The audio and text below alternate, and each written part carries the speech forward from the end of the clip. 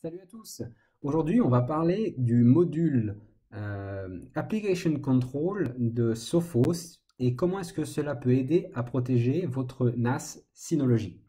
Donc en fait, jusqu'à aujourd'hui, on a parlé surtout de sécurité donc réseau, sécurité du web euh, et on a mis quelques protections en place sur le NAS. Donc tout d'abord sur le NAS, on a une configuration firewall en entrée dans le but de réduire la surface d'attaque en évitant d'exposer des services inutilement sur Internet.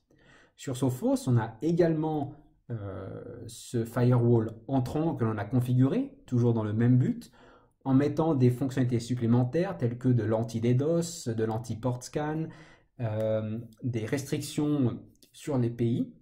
Et on a aussi configuré le firewall sortant. Donc le firewall sortant, c'est plutôt pour réduire les possibilités d'exfiltration de données, les communications avec les serveurs de command and control, ou simplement sur des services dont on estime que le NAS n'a pas à se connecter sur certaines adresses ou plutôt sur certains services, certains ports par exemple.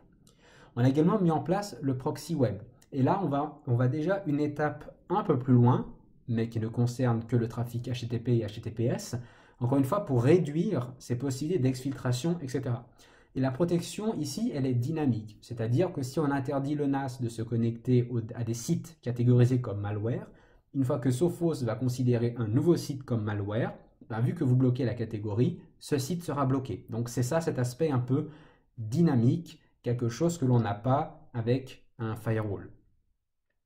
Mais évidemment, toutes ces technologies qu'on a mis en place jusqu'à maintenant ont leurs propres limitations. Tout d'abord, pour le pare-feu, eh ben, quand on fait des règles, c'est basé sur des adresses et c'est basé sur des ports. Et c'est quelque chose qui est statique. Si on a des règles qui sont assez larges, en fait, on ne peut pas savoir sur quel site est-ce que notre NAS est en train de se connecter. On ne sait pas qu'est-ce qu'il fait. Et ben, finalement, ces destinations ne sont pas non plus catégorisées. Vous allez voir dans les logs, est-ce que c'est un site légitime, est-ce que c'est un site de command and control, est-ce que c'est un site malveillant, etc. Vous ne pouvez pas le savoir avec juste un filtrage IP. Donc déjà, le proxy web, il est là pour aider à corriger un peu cette limitation. Mais évidemment, ben, le proxy web, il a aussi ses propres limitations. Donc tout d'abord, dans mon cas où Sophos est configuré en mode transparent, par exemple, ou même si d'ailleurs c'est pas configuré en mode transparent, ici il va intercepter que le trafic qui est sur le trafic web qui est sur le port 80 et le port 443. Donc tout ce qui n'est pas lié sur ces ports, et ben en fait, ça ne va pas être filtré par le proxy web, ce ne sera donc pas catégorisé, et en fait on ne sait pas quelles applications, encore une fois, sont utilisées, avec quel service et pourquoi. Et c'est là où on va mettre en place le module de contrôle d'application qui va être là pour nous aider à corriger ce problème. Donc en termes de diagramme, qu'est-ce que ça donne? Ici on a bien notre Sophos qui est utilisé comme un proxy transparent qui intercepte les requêtes web, qui fait un petit peu de contrôle, etc. Maintenant tout d'un coup, eh ben, on voit que notre NAS communique sur une adresse IP sur Internet avec le port 2222. Vous allez voir ça dans vos logs firewall, mais qu'est-ce que c'est? Qu'est-ce que c'est que ce service? Qu'est-ce que c'est que cette adresse IP? Pourquoi c'est là? Qu'est-ce que c'est? Eh ben, vous n'allez pas comprendre forcément avec uniquement ben, les logs du firewall. Et c'est là où le module de contrôle d'application va être intéressant. Donc d'abord, c'est un module de sécurité qui va permettre d'avoir une meilleure visibilité sur ce qui se passe sur votre réseau, sur ce qui se passe sur votre NAS. En fait, disons que ça a aussi ses propres limitations, hein, dans le sens que en fait, ça ne peut s'appliquer qu'aux applications qu'il est capable de reconnaître. Il y a plus de 1000 applications, je ne sais pas exactement le nombre, et si eh ben, on tombe sur cette application, il est en général capable ben, de la détecter, hein, c'est le but. Et donc ça va nous permettre d'avoir une visibilité en temps réel et également de loguer quelles sont les applications que l'on a utilisées et qui. Donc ce module va nous permettre de créer des règles qui va nous permettre d'autoriser le trafic ou de bloquer le trafic en fonction de l'application ou en fonction d'autres critères qu'on appelle des critères de productivité ou de risque, qu'on va voir après. Euh, En fait, ce module, une fois qu'il voit un trafic passer, il va essayer donc de classifier ce flux donc de retrouver son application en fonction éventuellement de l'adresse IP de destination qui est utilisée, de l'URL qui est appelée, du protocole ou du service qui est utilisé, et peut-être également aussi en fait, du comportement du protocole lorsqu'il y a l'initialisation de la connexion et peut-être l'échange de certains paquets. Alors, c'est pas vraiment indiqué sur Sophos en fait comment est-ce que ça fonctionne, hein, c'est un peu de la tambouille interne. Donc, je ne peux pas vraiment savoir comment est-ce qu'il détecte correctement les applications dans tous les cas. Alors, il y a des limitations, encore une fois. Tout d'abord, c'est uniquement basé sur des sources. Ça veut dire que vous allez créer des règles, et dans ces règles, vous devez spécifier des applications, mais également quelle est la source concernée. Vous ne pouvez pas faire une règle qui dit de la source A à la destination B, je veux autoriser ou interdire cette application. Non, la règle, ce sera pour cette source A, j'interdis cette application. Ce qui fait que ce n'est pas forcément aussi granulaire que l'on aimerait. Euh, Dans certains cas, ce n'est pas aussi impossible, hein, qui n'arrive pas à détecter ou à reconnaître une application, hein, c'est pas impossible.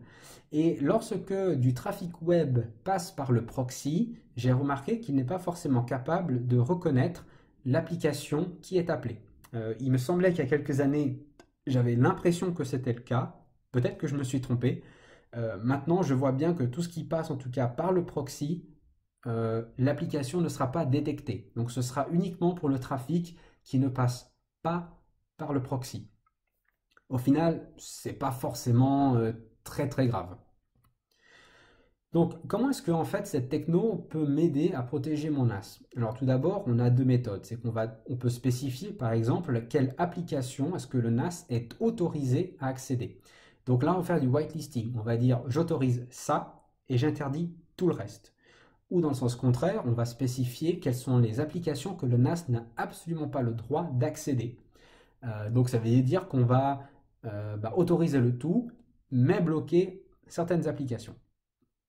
Alors, un cas réel, par exemple, qui va nous aider à nous protéger contre des attaques de type reverse shell avec du SSH. Alors, imaginez que, parce que vous avez un besoin qui est légitime, qui est nécessaire en plus, où votre règle de pare-feu sortante, elle est extrêmement large, hein, donc vous allez ouvrir du 1024 au 65 535. D'accord?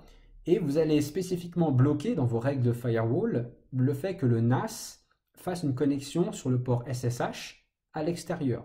Donc, implicitement, quand on parle de SSH, on parle de port 22. Ça n'a pas besoin d'être autorisé depuis le NAS à l'extérieur, vous allez donc le bloquer. Donc, c'est impossible que ça marche. Maintenant, votre NAS, il est compromis. Il s'est fait attaquer, il s'est fait compromettre. Et bien là, l'attaquant, ce qu'il va faire, c'est qu'il va faire un reverse shell, par exemple, s'il arrive à le compromettre, et votre NAS va initier une communication sur un port aléatoire assez élevé, qu'on ne surveille pas forcément, comme par exemple le TCP 2222, et votre règle de pare-feu, elle va dire, bon, ben, de toute façon, c'est dans mon range, hein, c'est dans mon range, donc je l'autorise à passer. Et en fait, ici, ben, votre pare-feu, il laisse passer, le proxy ne prend pas en considération ce trafic parce que ce n'est pas du proxy web, et en fait, ben, l'exfiltration de données ou la communication avec un serveur de command and control, et ben, en fait, elle va être autorisée et ça, vous ne le verrez quasiment jamais. Hein, parce que qui va aller se palucher les logs des règles firewall tous les jours? Personne. Donc, finalement, ça va être un peu invisible à votre œil. Le deuxième cas, par exemple, ce sera contre l'utilisation de services non autorisés. Ça peut être pour des questions légales, ça peut être pour des questions de performance. Imaginons ici le côté BitTorrent. Donc, imaginez que vous utilisez sur votre NAS le package VPN Server.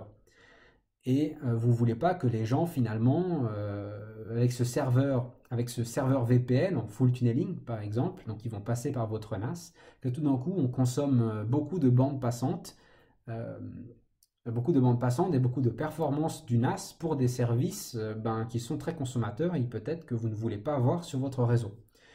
Et ben, votre firewall, encore une fois, pour un besoin légitime, il va être très large. Donc en fait, le trafic BitTorrent, il va passer, il va être autorisé. La conséquence, le firewall va laisser passer, le proxy ne va pas prendre en compte cette configuration parce que le trafic P2P, c'est pas du trafic web, et vous allez avoir une dégradation de performance et peut-être vous n'allez même pas être conforme par rapport à certaines réglementations. Donc, on va avoir ici un souci qu'on va pouvoir régler. Alors comment est-ce qu'on peut corriger ceci? En fait, ce qu'on peut faire, c'est créer une règle dans le module de contrôle d'application qui va dire que, alors on va prendre l'exemple du NAS, hein, ça s'applique aussi pour BitTorrent. Donc on a une règle, on va bloquer le SSH, on va loguer les tentatives pour l'application SSH et pour la source, le NAS. Hein, parce que moi j'ai aucune raison que mon NAS fasse des connexions SSH à l'extérieur. Alors, ça peut être SSH, ça peut être BitTorrent, et vous voyez bien ici qu'il n'y a pas la notion de port, il y a la notion d'application. Donc là, on est vraiment sur la couche, on est vraiment sur du layer 7 dans le modèle aussi, on est au maximum, et il va bloquer l'application. Donc, ici, par exemple, voilà, j'ai bloqué, et j'ai fait une tentative, et on voit bien ici que le log indique que c'est en rouge, donc c'est bloqué. Il détecte que c'est du SSH, que c'est sur du port non standard, donc c'est ça en fait toute la puissance de ce module, sur du port non standard, et il va le bloquer. Quand bien même ma configuration du pare-feu dit que c'est autorisé. Eh bien, ça ne va pas marcher, ce qui est super. Ça, c'est l'approche un peu blacklisting. Ensuite, l'approche whitelisting que moi j'utilise de mon côté. Donc, j'autorise mon NAS à se connecter à différentes applications. SMTP, Subsyn pour les, comment ça s'appelle déjà? Pour les sous-titres des vidéos avec DS vidéo, HTTP, HTTPS, etc. Je whitelist. Ensuite, j'ai une autre règle qui dit que en fait, l'interface côté NAS de Sophos, elle est autorisée à communiquer en HTTPS et SSL, d'accord? Puisque en fait, moi j'utilise la fonction reverse proxy de Sophos, et ensuite Sophos va donc initier une communication vers le NAS lorsque quelqu'un veut se connecter dessus. Donc je dois forcément autoriser le HTTPS et le SSL. Et ensuite, mon autre règle, juste en dessous, hein, donc c'est dans l'ordre, 2, 3, 4, eh ben, je bloque absolument tous les services, peu importe leur productivité et peu importe leur risque. On va expliquer après. Donc mon NAS n'a aucune raison d'utiliser un autre service que ceux que j'ai absolument autorisés.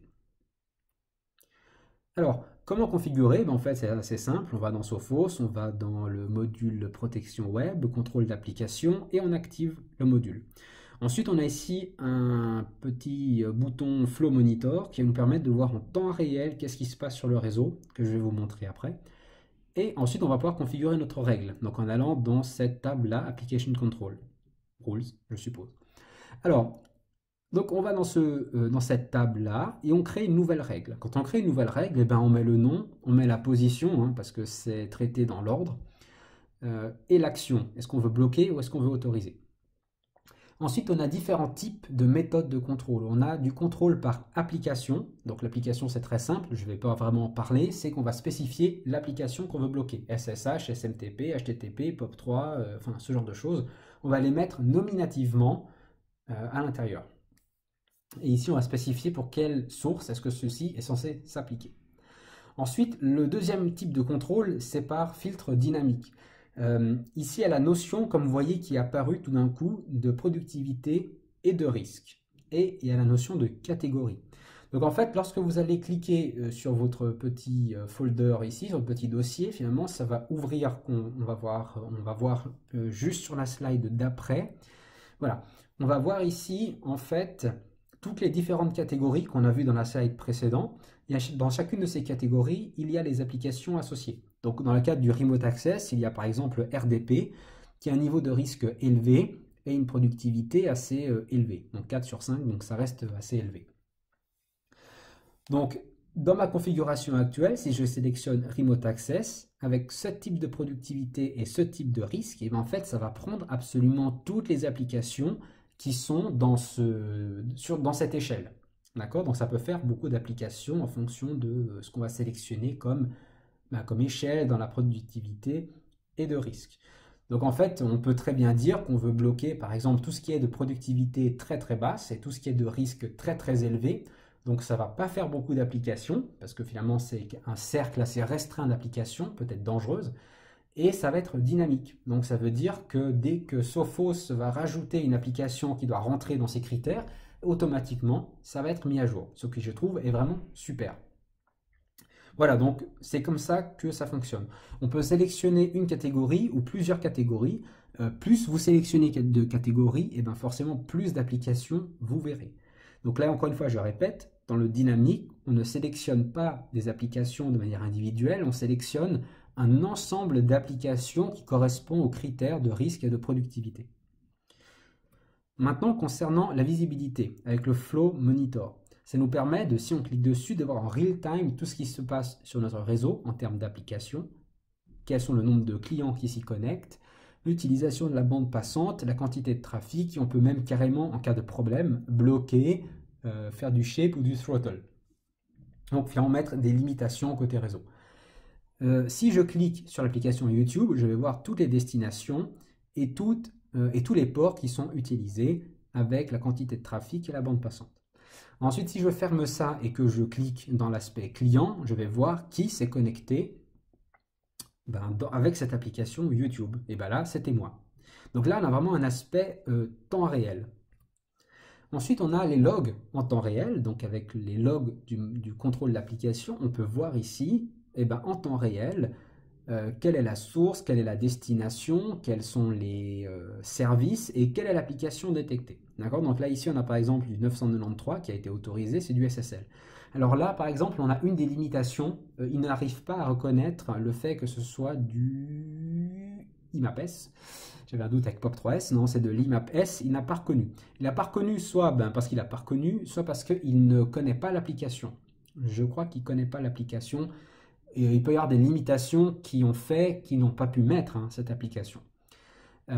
Voilà, donc c'est du SSL, ça aurait dû être IMAP-S. Donc voilà, il y a quand même des limitations, on le voit ici. Donc ici, j'ai bloqué, parce que dans mon réseau, je n'utilise pas du SNMP, je ne vois pas pourquoi un de mes postes de travail essaie de faire du SNMP. Donc vous voyez déjà, là, il y a quelque chose de super bizarre, c'est pourquoi il y a du SNMP quelque part. Enfin bref, du TeamViewer, etc. Donc ça, c'est les logs en temps réel. Après, vous avez la possibilité de voir sur une période, finalement, aussi en allant dans les logs, vous pouvez avoir différents critères de sélection, les top sources, top destination, top application, et là par exemple, top applications by source. Donc voilà, ça va lister toutes les applications pour la source en question, la 4.2, qui est ici mon NAS, sur une période de 7 jours. Et je vois ici le nombre, les différentes applications qui ont donc été utilisées et de quelle catégorie elles font partie. Donc ça c'est super si on veut investiguer, troubleshooter, comprendre quelque chose qui se passe. On peut avoir voilà, le nombre de paquets, ça représente quel pourcentage ça représente, etc. C'est super intéressant pour avoir un peu une idée ou faire des troubleshooting. Ensuite, on peut avoir dans un autre menu de recherche de log, on va chercher dans les logs contrôle d'application, encore une fois pour mon NAS, pour ce jour-là. Et bien ici, on va avoir la liste d'absolument tout ce qui s'est passé dans l'ordre, c'est un log. Et donc on va voir voilà, que mon NAS il a fait du NTP, que mon poste de travail a fait de l'IMAP-S avec mon NAS, parce qu'en fait ici il fait une recherche sur du terme, donc ça peut être de la source, de la destination, dans le champ ici, je crois même dans le service ou dans l'application là, enfin bref, j'ai pas vraiment vérifié le côté application, mais je pense que oui, parce qu'évidemment il recherche ce pattern dans les logs, et ça nous permet vraiment d'avoir une super visibilité. Alors, bien évidemment, encore une fois, ça reste une techno qui a ses limitations, qui peut peut-être avoir ses bugs, mais qui est améliorée en permanence par Sophos. Ça améliore le niveau de sécurité, ça améliore surtout le niveau de visibilité et de contrôle qu'on n'aurait pas si on n'utilisait que des règles firewall. Donc c'est quelque chose qui est, je trouve, vachement utile, vraiment très important à mettre en place, si on peut mettre en place. C'est pas forcément énormément de travail, surtout si on maîtrise bien son environnement ou son NAS. Voilà, c'est pas une protection 100%, mais c'est encore une fois une étape supplémentaire dans la sécurisation de notre infrastructure et de notre NAS, vu qu'on est dans le contexte du NAS. Voilà, j'espère que cette vidéo aura été informative pour vous, et puis si vous avez des questions, n'hésitez pas, et à la prochaine, salut!